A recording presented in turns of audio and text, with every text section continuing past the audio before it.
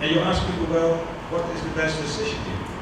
So that you really get an involvement in all these decision-making processes.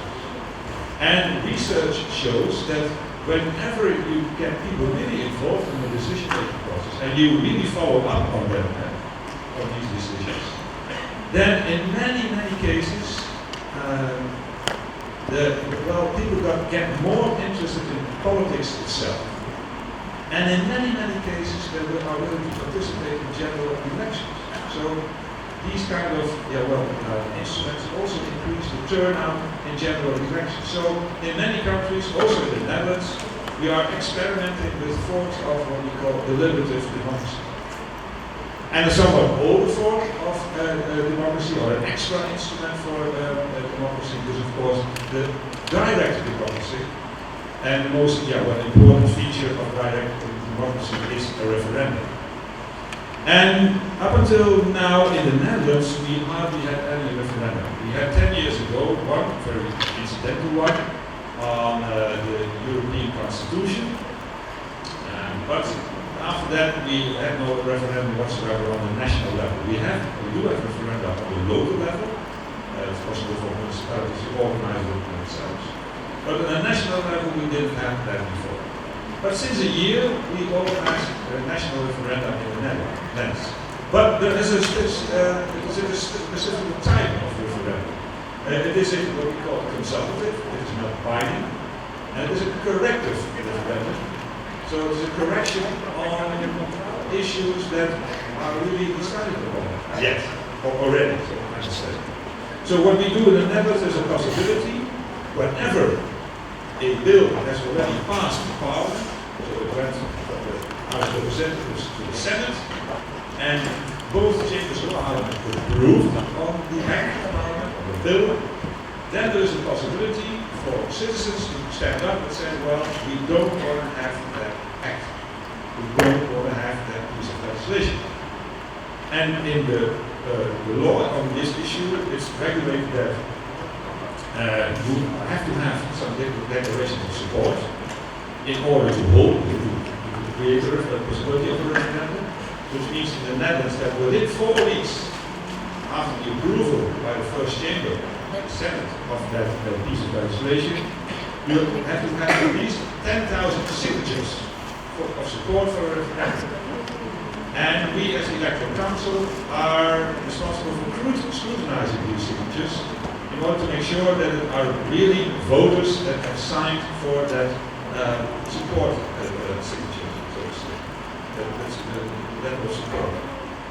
And if indeed the first threshold is being passed, these 10,000 votes, signatures, then we will go to the second phase, in which at least 300,000 letters of support have to be signed by people, ordinary voters. And if indeed that is the case, then we will have a referendum in the Netherlands. And that law that is possible that we have referenda passed just last year, the 1st of July, and up until now we had one referendum at the beginning of this month. It was on the law on the approval of an association treaty of the European Union with Ukraine. Perhaps you read something about it. We are also, as an Electoral Council, responsible for the declaration of the results. And in the law, there's a specific provision that says that a referendum is only valid when at least more than 30% of the voters are participating in that election. So we had this referendum, and the result of the referendum was that only 32% of the voters turned out. So well, it is a valid referendum, and there was a majority against that association treaty. But yeah, what is going to happen now? It was a consultative referendum. So the government and parliament still have to decide on what they're going to do. And probably they will try to get some kind of alteration, improvement on the association treaty. But I think when it comes to this low turnout in this consultative referendum, I think that there was also some legitimacy there to go ahead with the association. But that's the way how we deal, also the electoral council has to do with national referendum. Then our other task for the electoral council, advisory body for the government, which is quite unique when it comes to perhaps when you compare it with other electoral commissions. We are there also with the electoral law. When it comes to the advisory opinions towards all the pieces of legislation dealing with elections. Whenever there's a change in the legislation, there's a provision in the electoral law that the government is obliged to ask us advice. And we do also give advice spontaneously, each and every occasion that we think that it's wise to bring up some issues on legislation, but also on practices in the electoral matter to the table and to the debate of power. We are an information center on all kinds of electoral matters, and we on an informal basis, and that is quite different from what we have here in Indonesia. There's a separate supervisory body for all kinds of things concerning elections, but we don't have such a thing in the Netherlands. There is a certain responsibility for the government there in the Netherlands, but in general, we as an electoral council, and there's no provision in the law whatsoever, we take that supervisory role as well, because we simply been asked to do that. Whenever there's an issue on the ground in the local elections, or there's something about the media or whatever happens, then simply ask us, well, step in and act. There's a reason for a recount or assistance in the recount, then we ask you to do something. So there's no legal provision whatsoever for us to support this idea that we are a supervisory body, but in general we ask it to act as a supervisory body, and we do so. And up until now, it's the executive. And then I come to my mantra, so to say. That's the key thing I always say. When it comes to elections and all kinds of electoral affairs, then there's only one real important thing, and that is that it's all about trust. You can have as much as legal provisions as you want to. You can set up a lot of institutions, and you have a lot of institutions here in Indonesia dealing with electoral matters. But it's very important to organize trust, to create this atmosphere of trust, and make sure that all the electoral officials are trustworthy, that they can really make sure that they are up to the standard and work according to all rules and regulations. And technically discuss. Then I go to the core principles. When it comes to elections in general, there is, I think, a common understanding on an international basis that there are several core principles that you should keep in mind, that you should adhere to. And first, of course, all these elections have to be universal. That means that all human beings living in a country should be able to participate in these elections. Of course, there are some exceptions. You can have exceptions when it comes to age, that you don't have to allow a 4-year-old children to participate in elections. There are also the possibility that you have exceptions based on nationality and residence, that you have to live in the state itself at a certain law. But in general, each and every one should be able to participate in the elections. And the elections should be equal, meaning one man, one vote, and no extra weight for a certain group, a certain ethnicity, or certain people, etc. Of course, the elections should be free. The state has to be neutral in all kinds of affairs. For instance, when it comes to the media, when it comes to the funding of political parties, but also the funding of the media, they are subsidized. For instance, the state should create a level playing field for all participating candidates and political parties. And I will say a bit more later on. Of course, the elections have to be secret and direct. And direct means that really direct, that you as a voter have direct influence in the composition of a certain body, and at least one of two chambers many countries you have a bicameral system. At least one of the two chambers should be elected directly, but also on the subnational level, provinces, regions, but also on the local level when it comes to the representation there. The representation there should be direct. And it should be held on regular intervals. It's also very important that we make sure that there's a possibility that a new power steps in, that new majorities are being created, and they have also influence on government. And in that way, you can also prevent a dictatorship of one person or one party. And then, when I was in Padang, some of the people came up to me in the audience and said, well, what is it called? You're forgetting one important core principle. One core principle in elections is integrity.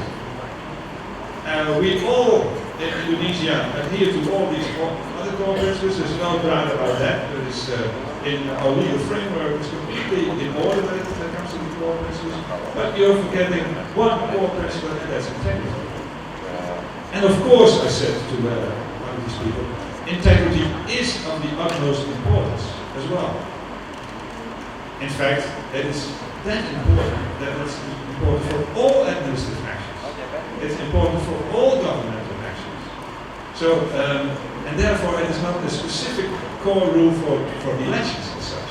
It is a general rule that has to be applied in all situations when it comes to the way the government acts, the way the administrations act, etc. So let there be no doubt about that. Integrity is of the utmost importance in this discipline. Yeah, well, it's lying the groundwork for each and every governmental way of behavior. So, of course, a lot of work has to be done on that issue as well. When you look at these core principles, you can see that a lot of these core principles are hard law. And hard law means that it's really binding. Binding for the states that have signed the treaty, or binding for all persons or legal persons that are being addressed in these kind of provisions. So, really hard law. And for instance, in the framework of the United Nations, you have this International Covenant on Civil and Political Rights, and the core provision when it comes to elections in Article 25, of course, free and fair elections. But there are also other binding regulations, binding rules in the United Nations Covenant, the International Covenant. For instance, the freedom of speech, freedom of assembly, association, movement, freedom from discrimination, and also the right to have an effective remedy. Really important provisions in that international framework. But also, there are currently a lot of regional documents, so to say. Also hard law in regional documents. For instance, when it comes to Europe, we have the Council of Europe, and we have there the European Convention on Human Rights. There is also an African Union, which has the African Charter on Human Rights. In the Americas, you have the American Convention on Human Rights. And Asia, well, I'm not sure about that. And perhaps you could explain it later on. We have ASEAN, of course, and there's an ASEAN Human Rights Declaration, but what its legal status is, it's not clear. Perhaps one of my colleagues today can explain it. A lot of hard law provisions, but in my view, more and more in recent decades, soft law came in. And soft law, soft law, that means it is not binding. You can find it everywhere. You can find it in codes, in guidelines, in declarations, in resolutions. You can you find it under all kinds of names, so to say. And they are being developed by all kinds of institutions. These international institutions, these regional institutions I already mentioned, but also created by NGOs. And all these institutions together are working on a framework of codes of good conduct, codes of guidelines for good behavior on a practical level in electoral matters. And it has been developed in the last 2 decades. And you might think, well, it's not binding law, it's not hard law, so it's not important. may be wrong on that. Because in practice, at least when it comes to the way states and also international institutions interfering, are engaging with each other, they are becoming more important. And they put, in many cases, are very helpful in putting a lot of international pressure on states. They are also part of many international supervision arrangements. And whenever there is an international observation mission coming to a country, and nowadays it's quite common that in each and every election all over the world there are international observation missions.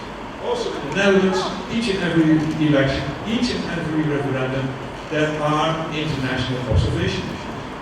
From, for instance, created by the Council of Europe, but last year we had also people from Korea over, people from some African countries over.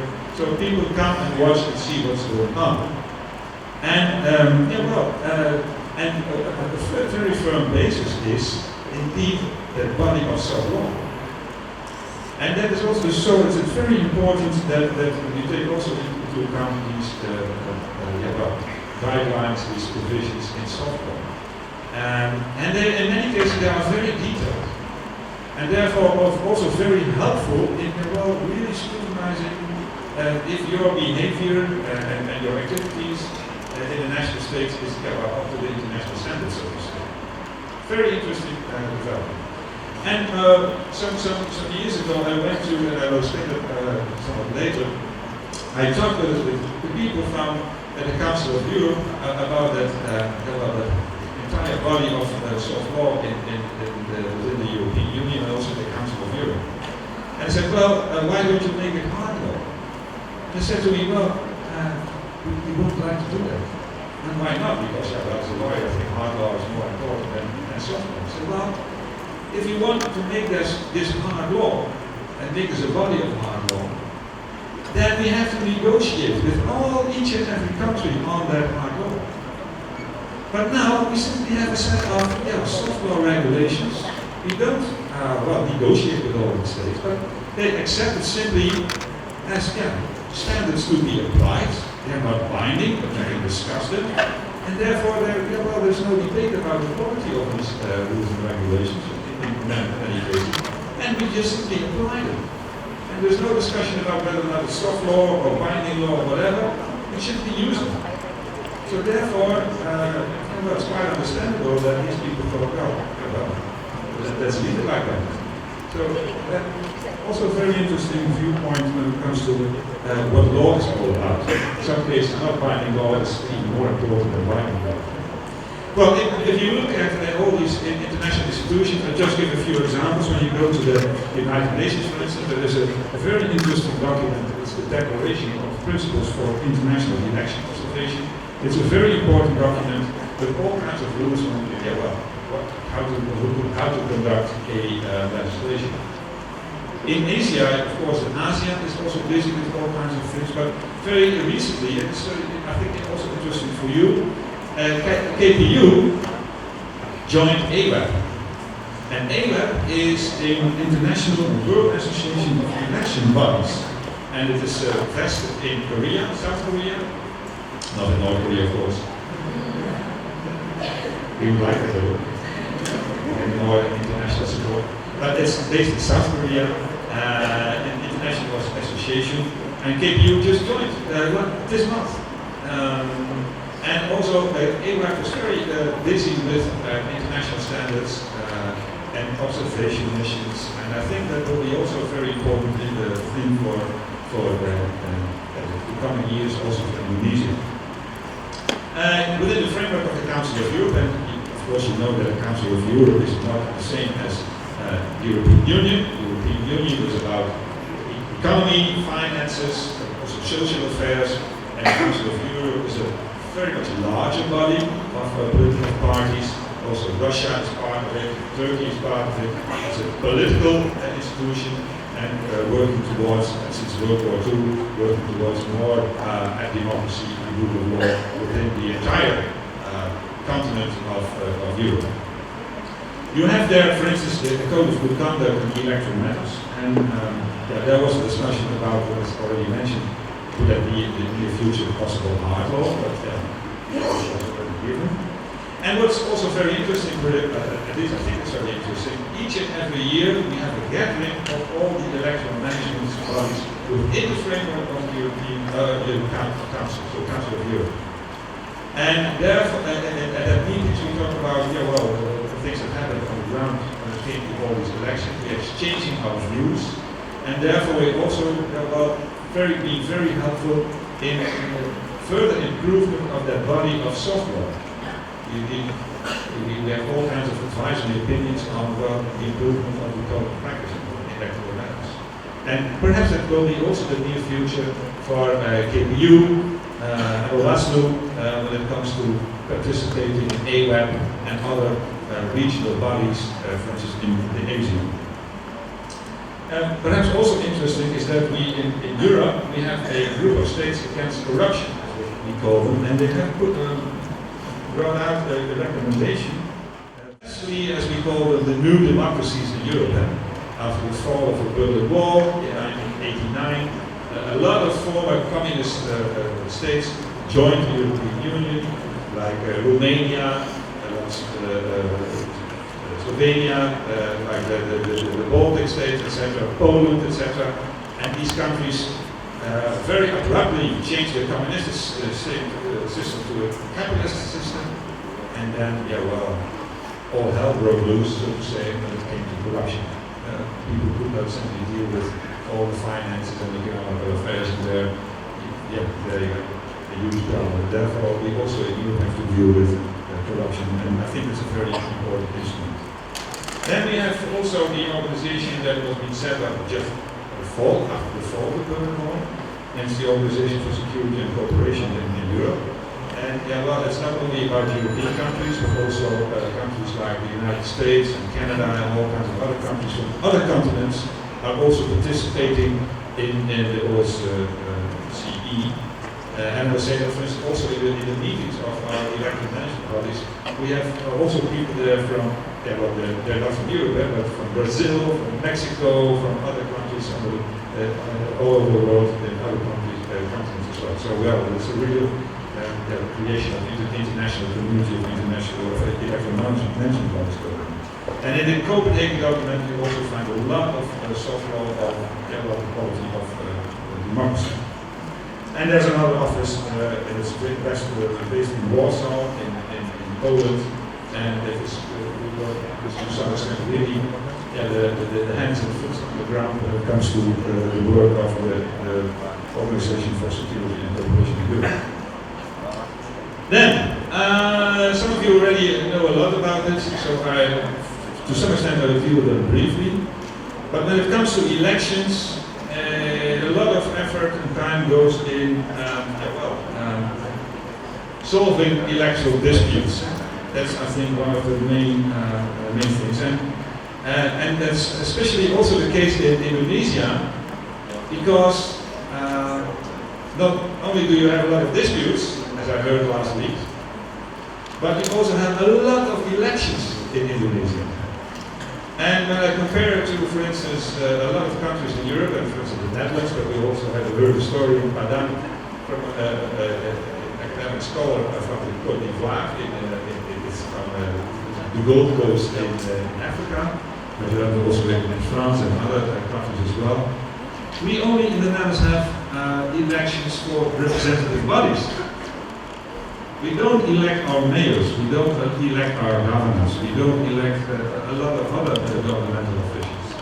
And therefore the pressure, of course every year we have elections as well, but in Indonesia and a lot of other countries I visited, you have this constant flow of elections, constant flow of disruption, so to say, but tension in the state, because there are new elections coming up. And I think, it's a very good idea to have a situation in the coming years that you have a combination of elections in Indonesia as well, in order to get some more rest, some more capability, if we are going to explode. If I very good idea to have a combination of elections to hold simultaneously. When it comes to elections, there are also some principles there. Also, in many cases, soft law, but also in some cases, hard law. Of course, there should be independence of the electoral dispute resolution body. That's the abbreviation EDRB, what that stands for, Electoral Dispute Resolution Body. It has to be independent of the members as well, of course, and there should be no doubt about the integrity of the members and professionalism, that they're really delivering quality in their dedication to deliver quality. Accountability and liability is also a big issue, of course, and there has to be financial sustainability.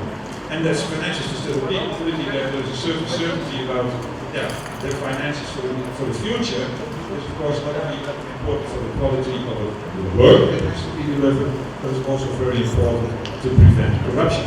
If you are not certain that you will have an office, that you have a job as an electoral management body the coming year, then perhaps you are thinking more and more about your income and your finances than you should. And when it comes to procedural guarantees, you also have a lot of things organized by soft law institutions, transparency of course, and when it comes to complete access to an effective electoral justice, then you have also there, I already mentioned that, a real hard law provision with an international law. And elections are all about timeliness. There's a very tight schedule to deal with electoral matters, so therefore timeliness is a very important issue. And when I come to the number G on this list, what also very important is consistency in interpretation and application of the electoral law. And what struck me as very interesting, but also very important in Indonesia is that in this country the electoral law is being changed all the time.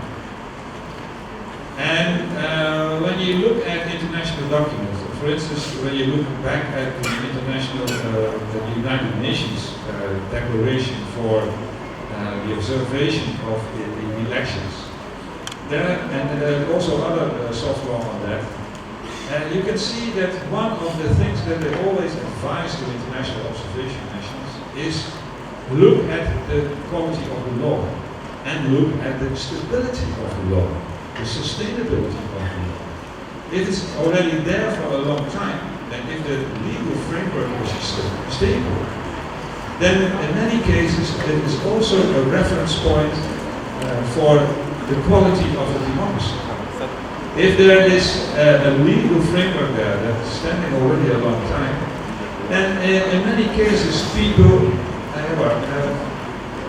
are able to adjust themselves to these regulations. And after a few years, people know what the regulations are really about. And that creates more certainty, more stability surrounding elections, and is also very helpful in preventing all kinds of electoral disputes. Legal provisions. If judges change their opinion every year or in each and every election, then of course you immediately create a lot of disturbance, a lot of uncertainty, and a lot of new electoral disputes. So when it comes to the role of these institutions, they have to make sure that they create a very consistent and stable interpretation and application of electoral laws as well. Very important for the judiciary and all the institutions busy with the application of the legal framework. This is not only for judges, but also for institutions like KPU and Bawaslu, because they are also very busy in their day-to-day work with the application of all kinds of rules and regulations. When you come to the institutions that are involved in electoral dispute regulations, there are a lot of institutions that this is only a typology. In general, you have 4 types of the EDR bodies.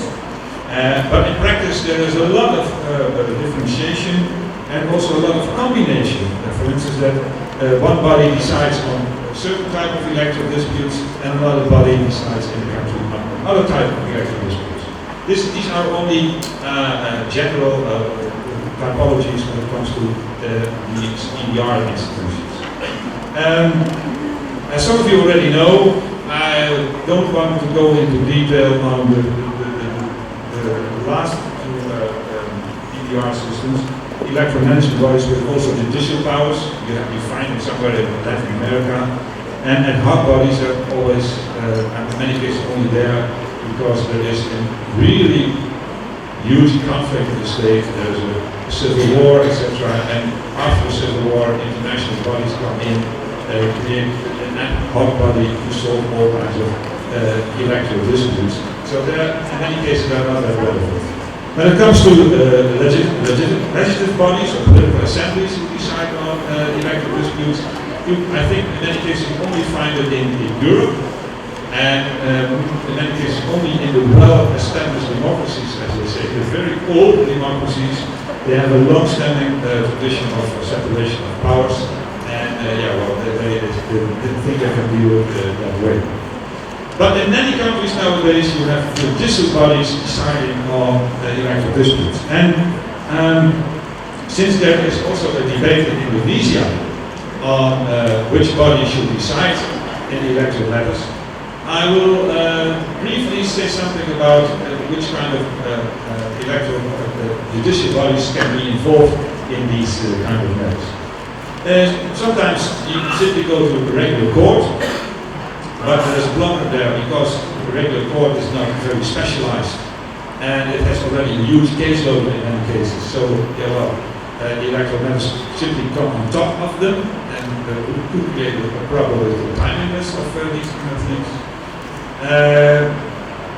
There is also the possibility to make the Constitutional Court responsible for these dealing with these electoral disputes. And that's for instance the case in Indonesia.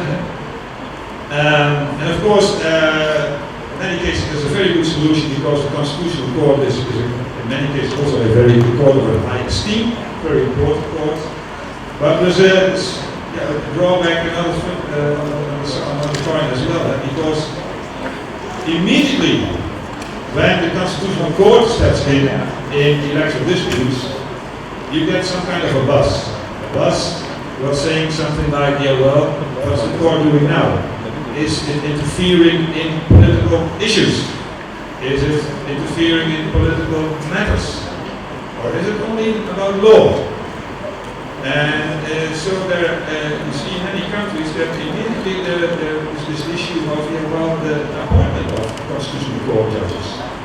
Should there not be more involvement, at least political parties and the House of Representatives and members of Parliament in general want to get more influence in the appointment of constitutional court judges because they decide on all kinds of important matters. And when it comes to elections, there is even a tendency, and you see it on a worldwide scale, at least we get reports from all kinds of countries on these issues, that there is a tendency that politicians and political parties want to have more and more, better say, more influence in the appointment of these judges. So that is also an issue there. But there's also another side to it, and that is that, when it comes to the application of electoral law, then, in many cases, it's not about the application of the Constitution. Electoral law is of its nature administrative. It's administrative law. And therefore, in many cases, you see in countries that administrative courts deal with electoral matters.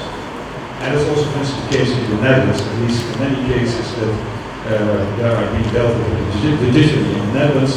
It is the administrative court that deals with disputes. And then sometimes you have a specialized electoral court.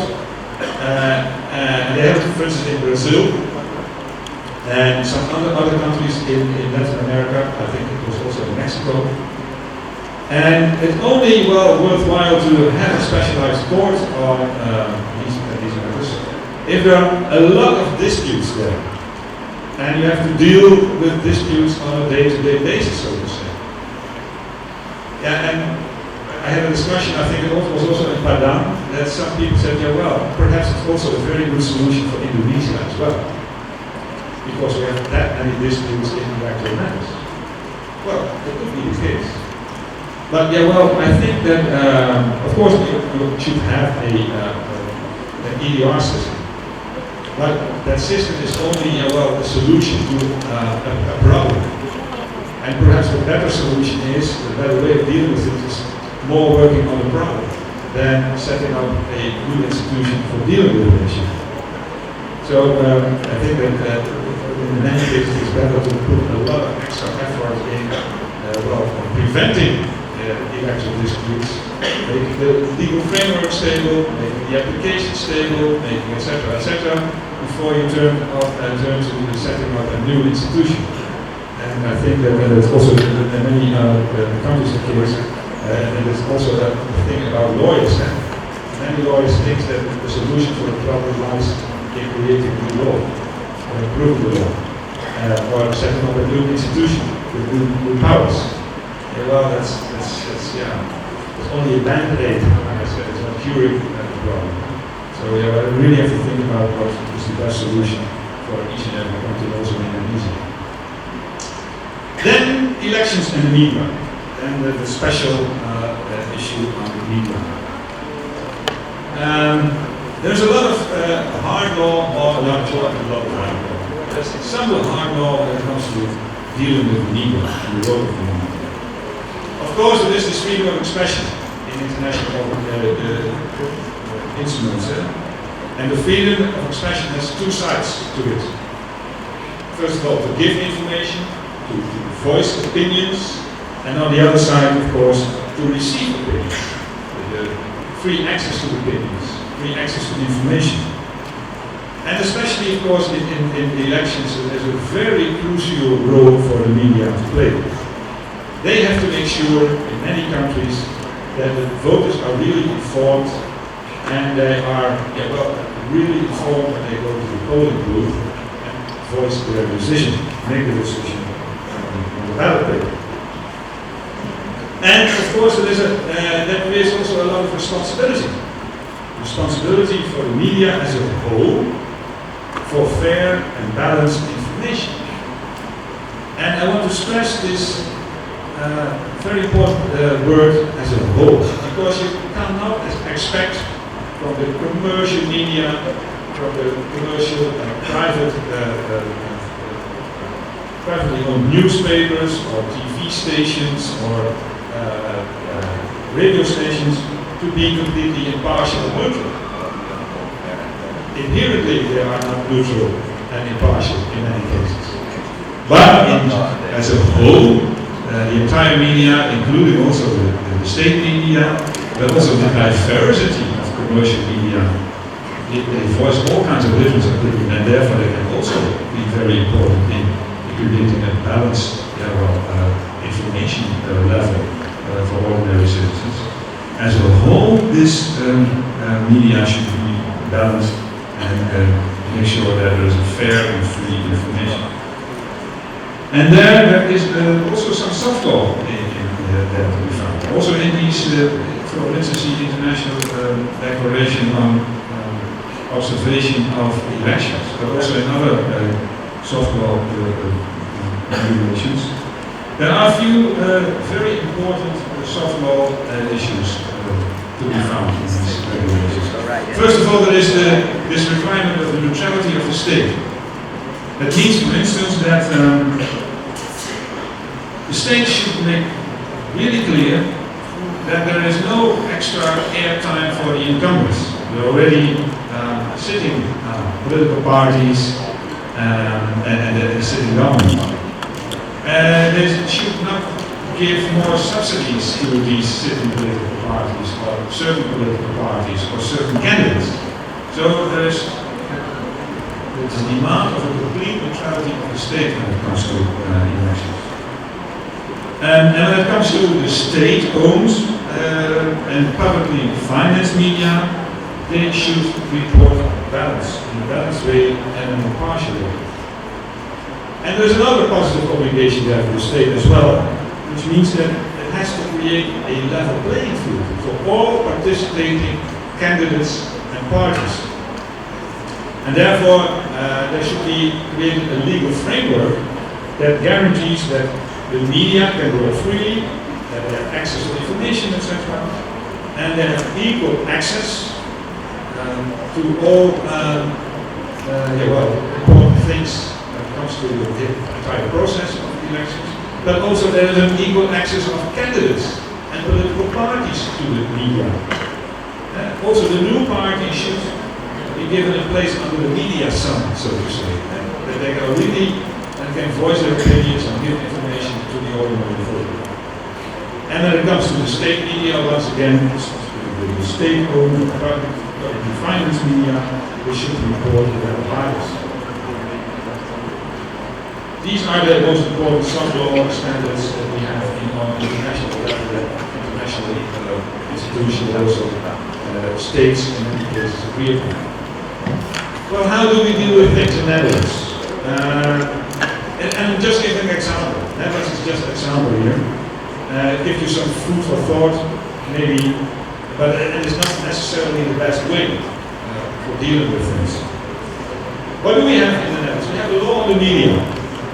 And in the law on the media, there is a special institution. It's called the Commissariat for the Media in Dutch, and my literal translation would be the Commissariat for the Media. It's a completely independent body. There's something like the press council that can happen here in Indonesia, but I'm not sure about that, if is correct. But it's responsible, for instance, for the allocation of airtime to political parties in election time. And also for the new political parties. But they also have real access to these media. They're giving time on TV for a certain amount. Then also the Commissariat for the Media deals with complaints of these political parties when they don't have access to media, and if, for instance, the state-owned media in the Netherlands are not acting impartial, neutral, etc. So they have also a very important supervisory task when it comes to neutrality of the media in the Netherlands. But it's indeed a very separate body, a very separate independent body dealing with these issues. We, as an electoral council, we have no role whatsoever to play when it comes to the supervision of media. At least there is no official legal role to play for us. But we are very active in that field as well. Because we simply have to. Because all the media come up to us, because we are considered to be the authority on electoral matters. So whenever there's an issue on electoral matters, they come up to us and ask us questions. We have to give information. And every now and then there are also questions about the media. For instance, some years ago there was an issue that in the Netherlands a TV program wanted to present results of the preliminary results just before the polling booth was already closed. So it was some kind of an exit poll, so to say. And we closed our polling station at 9 o'clock in the evening, and they wanted to present their exit poll already at 7:30 in the evening in the national broadcast TV program. And the media came up to us and said, well, are they allowed to do that? And the important thing is that in the Netherlands, unlike, for instance, in some other countries, there are no regulations on opinion polls. For instance, in some countries, there's a regulation that says that opinion polls are not to be published a day before the elections or 2 days before the election in order not to influence ordinary voters. And when it comes to the exit polls, there's also no provision in the Netherlands on that. But in many countries, there's a provision also there that makes it possible to present exit polls. And well, they asked us, well, how do you do it? What should we do then? I said, well, of course, there is no legal provision that explicitly forbids you to do so. But, if you are going to publish this exit poll, it might as well influence ordinary voters in their decision whether or not they are going to the polling booth. Would my vote be helpful in getting the extra majority, or is my party already completely at a loss? Probably going to lose anyway, so it's no use whatsoever to go to the polling booth anymore. So you will influence the election results. I'm sure about that. So my advice is, and the advice of the electoral council is, don't publish the exit polls. And well, they simply follow up. And up until now, they don't publish exit polls on election day. And there's no legal provision whatsoever. There you go. Law is very important, but what's happening in practice is also very important. Therefore, we don't have a legal role in this, but we don't seem to give our decisions or give our advice and we follow up. What we do now do in elections is that we very actively monitoring all the media, the newspapers, the radio, the TV, see what's going on. And if there is some kind of confusion about what's going on in the elections or the interpretation of the law, we step in. We give our advice, we go to the media, or we publish advice on our website and link to our website in order to make sure that's the really correct information there. We are also very active in monitoring the social media, seeing what the trending topics are, if there's any confusion there. We are not very active in social media ourselves. We Twitter every now and then just simply say, go to our website, there's what the real information is. We don't step in when it comes to complaints, for instance. We don't deal with complaints in social media. We don't. Are you awake again? We don't text back. And why do we do that? We were not very active on Twitter or on Facebook to deal with complaints. Why don't we do that? Because there's a lot of research being done on what's going on in social media, and if it's helpful in dealing with complaints through social media by governmental authorities and institutions whatsoever. And that research shows then that in many cases, when people voice their opinions and their complaints on social media, they're just simply voicing their emotions, their angriness about issues. They're not that very interested in getting an answer of an official authority. And whenever an official authority is giving an answer, then it's immediately, so to say, fueling the debate. That's not okay, interesting that the electoral council or the government has given an answer to this. No, they're taking me seriously. And now I go really to the bottom line. So it's only fueling their angriness, etc., etc. And therefore, of course, we follow what's going on social media. And every now we pick up the telephone and phone a journalist or ordinary citizens who has, of course, there are also all kinds of indexes who have the most followers and which voice is really important on social media. So we take into account that as well. We have all kinds of ICT systems to make it possible for you to really monitoring what's going on. And whenever we see that, we go to the journalist or a certain medium and say, your information is not correct. You have to change that. And so there's a lot of work to be done there for our staff as well.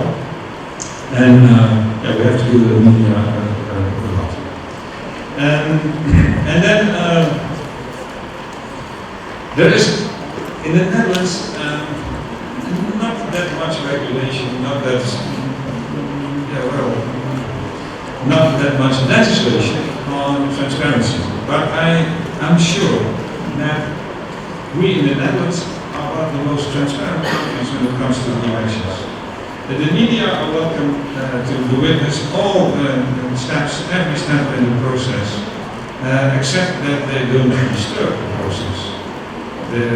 That they are not stepping in when it counting the votes and with the cameras and with the equipment, etc., making the process impossible. Or making it possible for ordinary voters to go to the polling booth, so to say, and cast their vote. So there's the limit. But up until now it really goes well. And when it comes to dealing with the media, we as an electoral council have a very strict policy. We are the authority on electoral matters, so we act as an authority, and very authoritatively, so to say. Because, of course, we give answers to all kinds of questions, from the journalists, from the media in general, and we are willing to voice our opinion each and every time they ask us to do so. But we are not willing to participate in debates. There are all kinds of programs, also on TV and on the radio, with these panel discussions where people voice their opinions and they have a clash of opinion, and it's very interesting for people to watch, of course, people fighting each other. We don't participate in that programs. We are on the journals, we are on the news programs, we see my face all over the place during election times in the Netherlands as well, but simply explaining what is going on, simply explaining what our decisions are. So there's a lot of work to be done by us in order to motivate our arguments for our decisions. But we don't debate our decisions. We don't step into discussions as if we were equal. We have these panel discussions because there's a lot of persons sat on the table and then we have the manager there of the national soccer team, and then you have a good businessman over there, and there's a woman there for a cultural association, and they have a debate on all kinds of issues. And we don't want to step in these kind of debates and these kind of matters. We are an authority, so we act as an authority. No debates, we don't participate in debates on these kinds of issues. And if there is any debate on these issues, then if you don't agree with our decisions, there's simply one solution. We always say, go to court. Thank you for your attention. And take it away.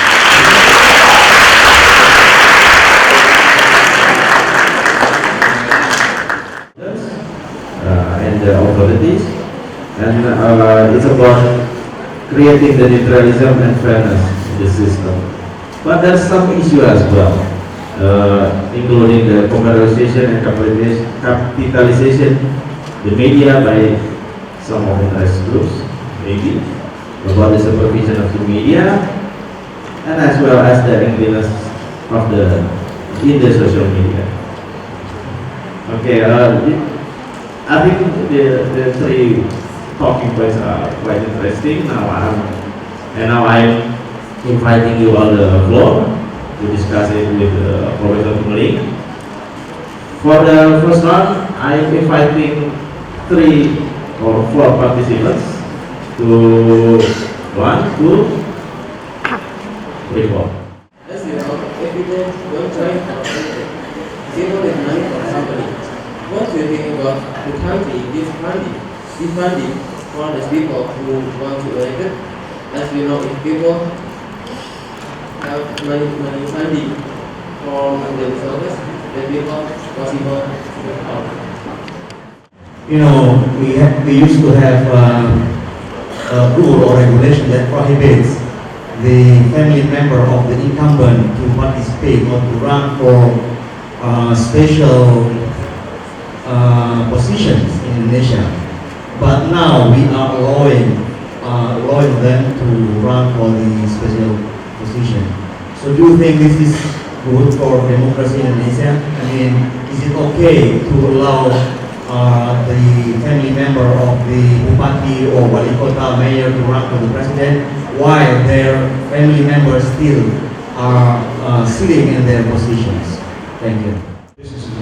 Is indeed a very important issue. It's a huge issue in many countries because that's really threatening the level playing field.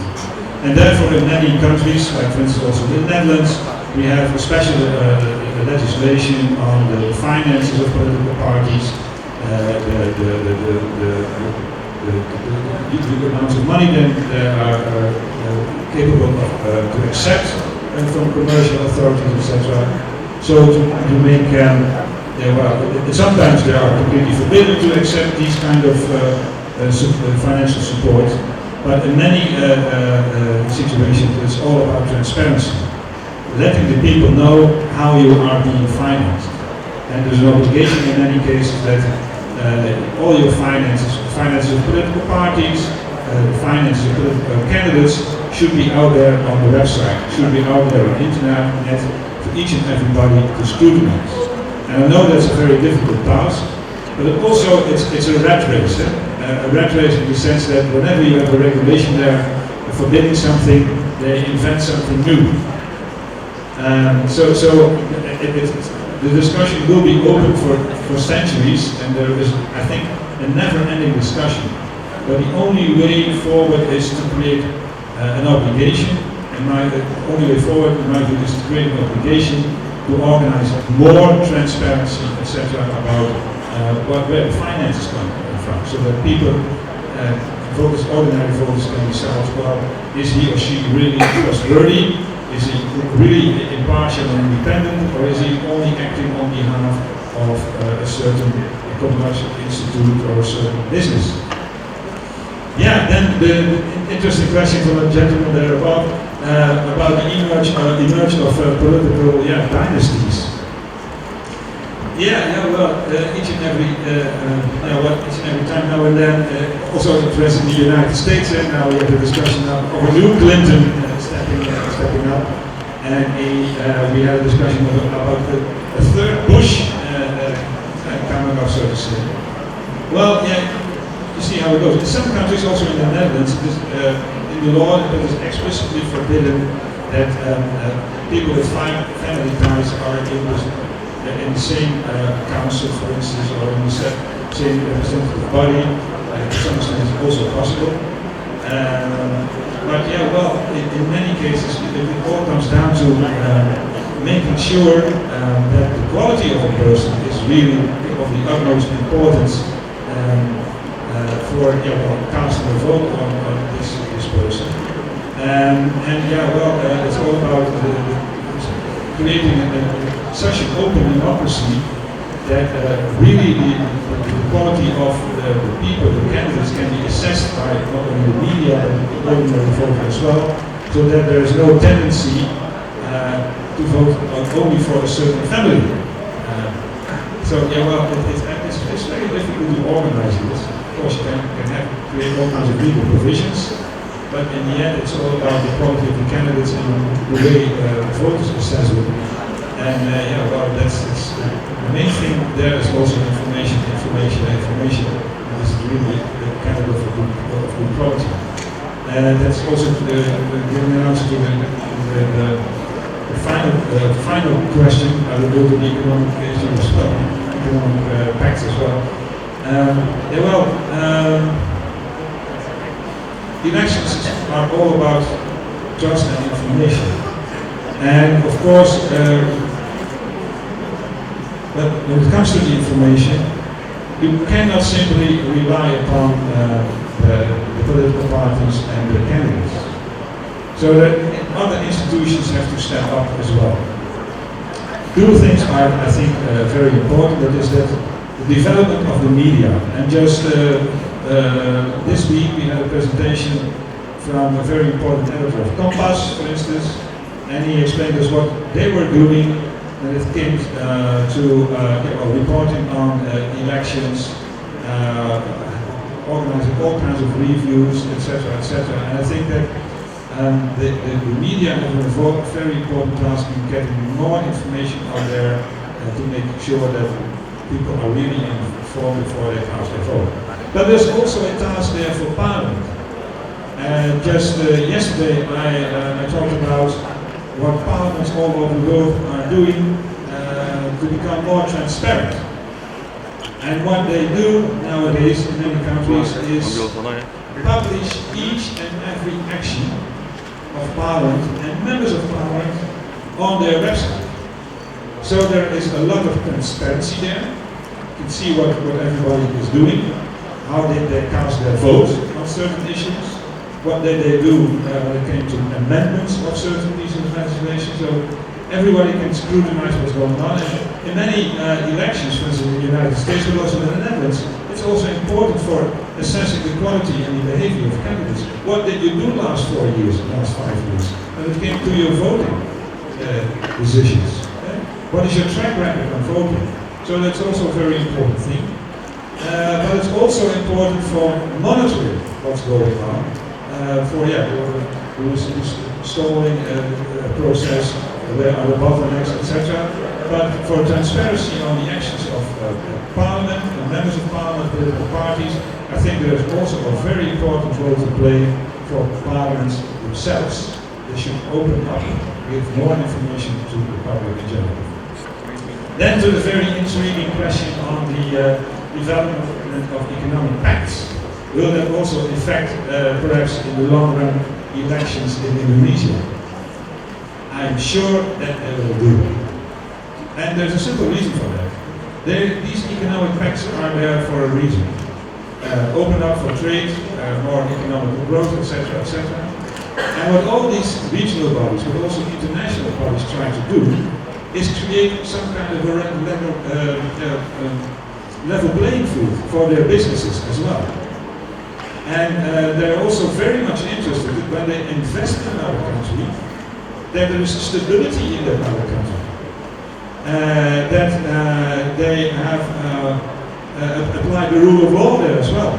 Because whenever there's an issue, a legal issue, they go to court, can go to court there. And they are sure that there's an independent and impartial judiciary as well. But also they are very reluctant to finance a trade agreement or participate in other countries or invest their industries there. But if there is a very unstable political situation, if you have elections every day, so to say. So in the end, all these institutions, also for instance the European Union, it does a lot of work when it comes to human rights and democracy, etc. And of course the European Union thinks, is of opinion that human rights and democracy as such are very much important.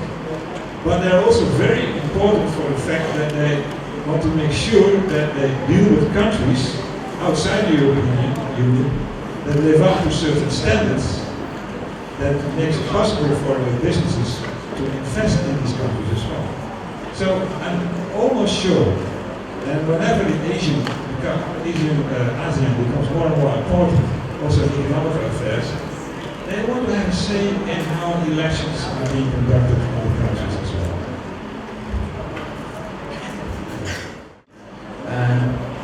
I followed the general election in the UK last year, and it wasn't really representative. So the third party with the most votes only got one seat, for example. And then if we compare it here in Indonesia, it is representative, but we don't really use the voting districts. Well, we have it in the upper house, but the people here, personally, I don't really feel represented in the legislative house. So I'd like to know your opinion on the single transferable vote system, and if there are any disadvantages or any obstacles if it is applied here in Indonesia. Thank you. Usually in Indonesia, there's a certain phenomenon where most of the media are biased to certain political parties and certain political parties, or even overly supporting political parties in the election, like for example in the recent election, one of the media back this candidate and the other overly back the other candidate, and they intentionally pick the information that supports the candidate they are supporting. So my question is, what is your stance on this phenomenon, and what do you think can the state or the electoral body or the other bodies that are concerned with the election can do to prevent those unneutral and biased media from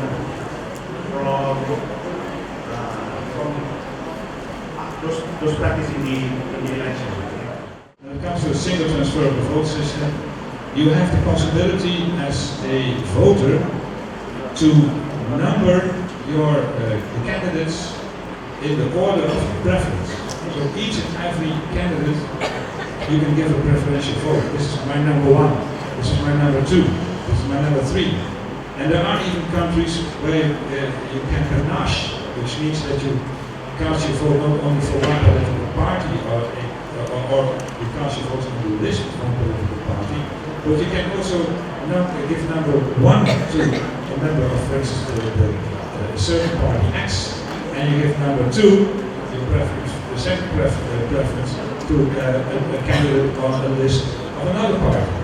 So it's highly democratic because each and every voice that you can have on your preference for the candidates can be there on the ballot paper. But seeing this, you can also imagine that it's also a highly complicated system when it comes to the tabulation of the votes. And really, declaring the results also in the sense which each and every candidate is being voted. And it's highly complicated if you try to do it without voting machines, without any ICT instruments. So therefore, in my view, I have nice dreams about single transferable voting. In my view, it's almost paradise, but it's not that practical. And there are only a few countries in the world that use single transferable voting. For instance, Ireland and Malta. But not that many countries because it's so complicated. So, very nice system, but very difficult to make it work. Then the politicians owning a TV station or another broadcast system. Would it be possible in the Netherlands? Yes, it would be possible. When it comes to election times, I think at least when he or she is still a candidate. But whenever someone is a member of government, he has to sell his companies, he has to sell his all private owned industries, or give it at least to an independent authority. During his ministership or other function in the government, he is not allowed to deal directly with his own property anymore. And when it comes to members of parliament, all the properties they have, all the interest they have in private industries, that should be open up for the public. It has to be made transparent on the website of Parliament so that everyone can see what is really going on. And then again, when it comes to the situation in the Netherlands, whenever somebody and people almost immediately know he owns that TV station or he owns that newspaper. And of course, that's out in the open there, and people will attack him or her on that issue. So, of course, your broadcasting company is only voicing their own opinion. They're not impartial, they're not neutral. So everybody knows, so you simply bring it out in the open, and then there's a complete awareness of what's going on. And in many cases they say, don't take don't give that much attention to that company anymore because it's just simply voicing one opinion. And that's also my answer to the last question. Is it possible for newspapers, for other media to back certain candidates? Yeah, it can. And it happens also in the Netherlands. Newspapers say, I'm very much for the Liberal Party or for the Socialist Party. Yeah, that happens. And there's no problem whatsoever about it. Because everybody knows, everybody is aware of that fact and takes that fact into account. And as long as there's a possibility for each and every party and each and every candidate to have access to media, to voice their opinion, and there's not a situation that there's only one newspaper or two newspapers or one or two TV stations or TV programs that are owned, that are in private hands, then still there is a level playing field. Yeah, the very difficult question on referenda. Is there, well, what would be the best system for a referendum in Indonesia? Well, there are referenda of all sorts. You have the ones like we have in the Netherlands. You have also referenda organized by the government. So in many cases, like for instance, yeah, well, I'm a bit reluctant in saying this, but in many cases you have dictatorships who create referenda to make sure that they have the public support of what they are doing. So Hitler, during World War II, did hold 4 referenda, just making sure that also for the international public, it would show that well, the people are for my opinions. It was also the case in Russia. Referenda were just simply about making sure that the people would say yes to a certain governmental policy. I am sure that you are not quite willing to have these kind of referenda here in Indonesia. But every now and then there is such a big issue, like we had also in the Netherlands 10 years ago, when it came to, well, whether or not we should have some kind of European constitution, then you really should get people involved. It's not only about up to the parliament itself. But be very, very careful with introducing the system of referenda, because, yeah, well, it can create all kinds of difficulties as well. Because if there is a possibility to hold a referendum on each and every governmental decision, on each and every piece of legislation, then the country will come to a halt, and there will be no progress whatsoever. And we see that to some extent also in Switzerland. In Switzerland, on the local level, you have referenda, and even on the regional level, referenda. And in some countries, referenda tend to be very conservative, or maintain a very conservative position. And so, for instance, in Switzerland, there were certain cantons, which are regional bodies, in which up until 10 years ago, women still did not get the equal rights to vote, because they have each and every time they have a referendum on it, and only the male voters were allowed to participate in that referendum, and they voted against the participation of women in elections. So there you go, a Western European country, a very modern country, so to say, and the referendum held the development back. So, of course, in my view, referenda could be very helpful when there's a real big issue there that needs popular support, but be very careful with introducing the possibility of a referendum in your system. It's really quite controversial because in Europe there are a lot of countries which has a lot of parties who join the election, and unfortunately some of the parties that joined the election were far-right party that is xenophobic and even neo-Nazi. And the question is, how should the Electoral Council act? Can the Electoral Council discard those parties from the list of European parties easily? Thank you.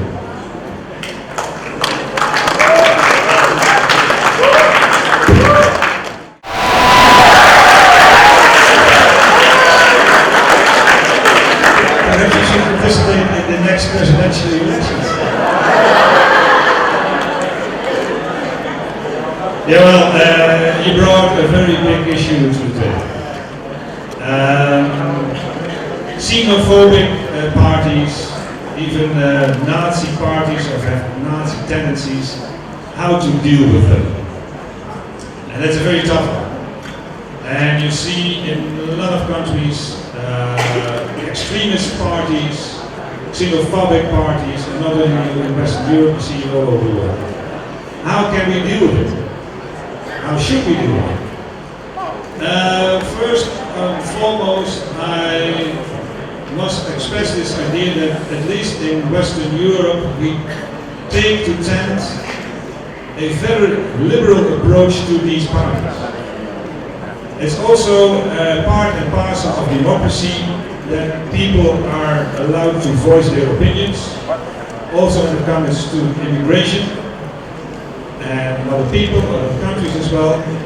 And in general, we allow them to participate in elections. And we say, in general, the common sense of the ordinary voter and the populace should deal with that. And up until now in the Netherlands, these parties every now and then get popular support for a certain period of time, and then they will simply decline in their support. Because they have only one issue, hatred for foreigners. And then, yeah, well, if economic affairs goes up again, then they get no support whatsoever. But certainly since World War II, we have also this concept in our Human Rights Treaty of what we call a militant democracy. And militant democracy says that a democracy has to stand up when a person or a party or an association, etc., makes use of fundamental rights, of human rights, in order to overthrow the system and to make the use of other the human rights of other people impossible.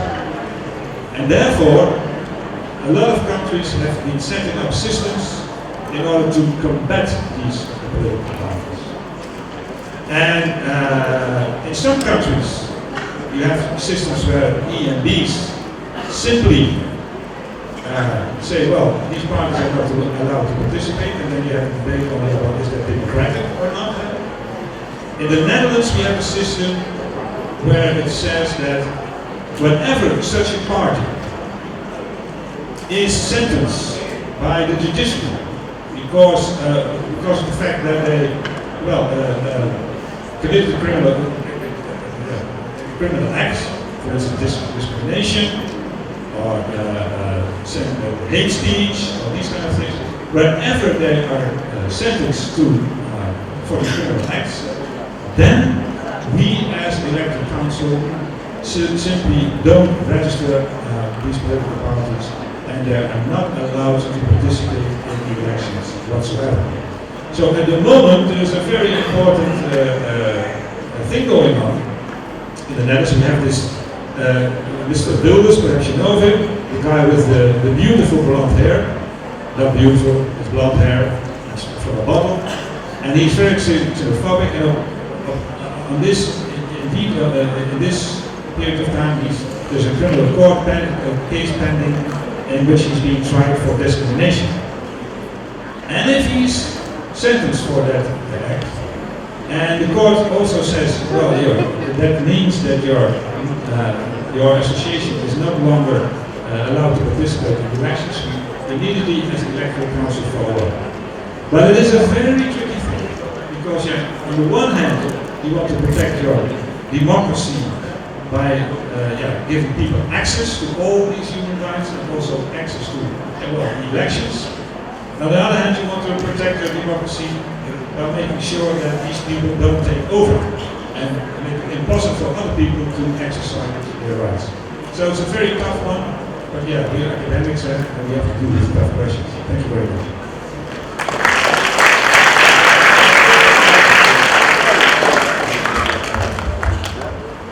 Okay, it's 2 minutes to 10 a.m. I'm afraid our limit is our time.